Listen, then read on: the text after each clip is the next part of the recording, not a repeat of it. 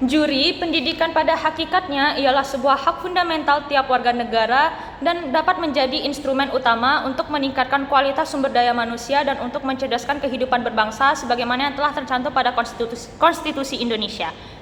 Namun, status quo saat ini menunjukkan bahwasanya permasalahan utama yang dihadapi oleh Indonesia baik dalam sektor pendidikan dan sektor ekonomi berada pada biaya pendidikan yang mahal, akses pendidikan yang belum merata, perlindungan yang minim, serta pasar kerja yang belum sepenuhnya stabil.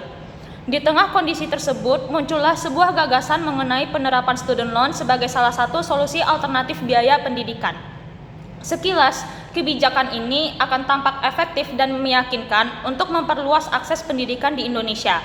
Akan tetapi, kami meyakini sepenuhnya bahwasanya utang apabila dijadikan sebagai fondasi akses pendidikan justru dapat menciptakan tekanan ekonomi baru bagi generasi muda di Indonesia. Inilah mengapa kami sebagai tim proposisi menolak sepenuhnya adopsi mekanisme student loan atau pinjaman pelajar. Lebih lanjut, mari kita lihat setup point atau hal apa saja yang menjadi dasar terbentuknya mosi ini. Yang pertama, kondisi ekonomi dan pasar kerja di Indonesia sendiri belum sepenuhnya stabil untuk menopang sistem student loan ini. Tentunya kami ingin memastikan setiap kebijakan pendidikan tidak untuk menciptakan risiko beban finansial baru bagi para generasi muda yang kondisi ekonominya belum sepenuhnya stabil. Status quo saat ini menunjukkan bahwasanya Indonesia masih menghadapi berbagai macam persoalan ekonomi struktural, mulai dari pengangguran usia muda yang semakin marak, dominasi sektor kerja informal, serta rendahnya upah awal bagi para fresh graduate atau lulusan baru, sehingga tidak semua pelajar, mahasiswa ataupun fresh graduate tersebut langsung memiliki jam pekerjaan atau pendapatan yang lebih stabil setelah lulus dari sekolah dan pendidikan lainnya. Dan penerapan student loan ini seringkali disandingkan dengan penerapannya di negara maju yang dimana kondisi perekonomian dan pendidikannya nyaris 180 derajat berbeda dengan di Indonesia sendiri. Dan yang kedua, student loan ini dapat membuat negara menjadi lepas tangan terhadap tanggung jawab pendidikan.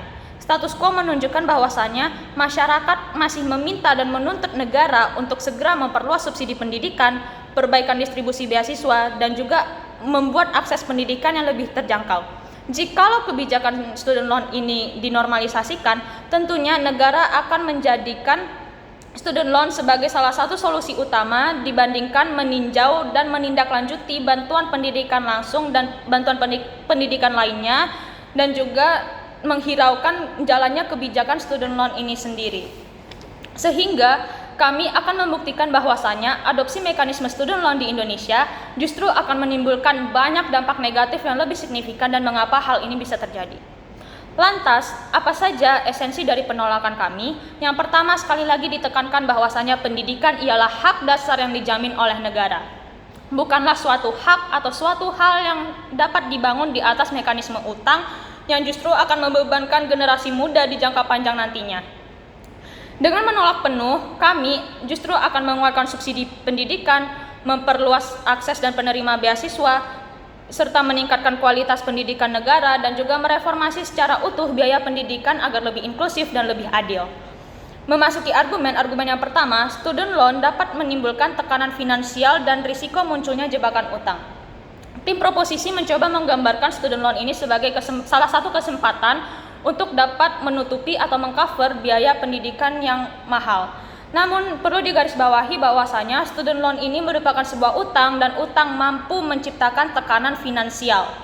Justru para pelajar dan mahasiswa ini akan menjadi takut untuk mengambil pendidikan yang lebih tinggi karena adanya risiko utang, menjadi tertekan ketika memasuki dunia pekerjaan karena harus memenuhi dan melunasi cicilan tersebut, dan menjadi terjebak dalam beban finansial di usia muda. Dan alih-alih untuk mendemokratisasikan pendidikan, student loan ini justru dapat berpotensi menjadikan pendidikan sebagai sarana perjudian ekonomi bagi masyarakat rentan. Visualisasinya seperti apa? Pada tahun 2024 silam di Amerika Serikat, lebih dari 56% peminjam merasa kesulitan ketika membayar student loan ini dikarenakan cicilannya yang mahal. Serta para peminjam ini mengalami keterlambatan dalam pembayaran karena buruknya sistem ini. Sehingga di negara maju sekalipun, student loan ini merupakan suatu masalah besar dengan risiko tinggi jangka panjang.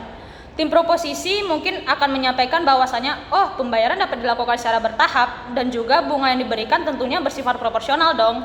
Namun perlu kita ketahui bersama bahwasanya masalahnya bukan pada besar atau kecil cicilannya, melainkan pada tekanan psikologis dan finansial dari awal mereka memasuki dunia kerja dan untuk menentukan karir secara bebas, dan juga dapat memunculkan krisis utang. Sehingga hal ini menunjukkan bahwasanya risiko struktural yang dimiliki oleh student loan ini tidak dapat diselesaikan hanya dengan mekanisme cicilan bertahap itu. Yang kedua, negara akan melepaskan tanggung jawab pendidikan. Juri pendidikan pada hakikatnya ialah suatu tanggung jawab negara sebagaimana yang telah diamanatkan dalam konstitusi kita. Namun melalui mekanisme student loan, negara justru akan perlahan-lahan memindahkan tanggung jawab tersebut kepada individu masyarakat. Dan negara pada akhirnya akan menjustifikasikan untuk tidak menurunkan biaya pendidikan, tidak memperluas subsidi, dan tidak memperbaiki distribusi bantuan pendidikan.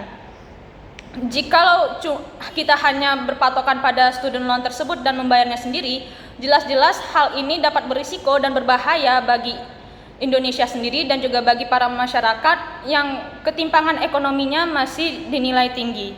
Sehingga masyarakat dihadapi dengan dua pilihan, yaitu putus sekolah atau berani untuk melanjutkan pendidikan dengan risiko utang jangka panjang yang tinggi.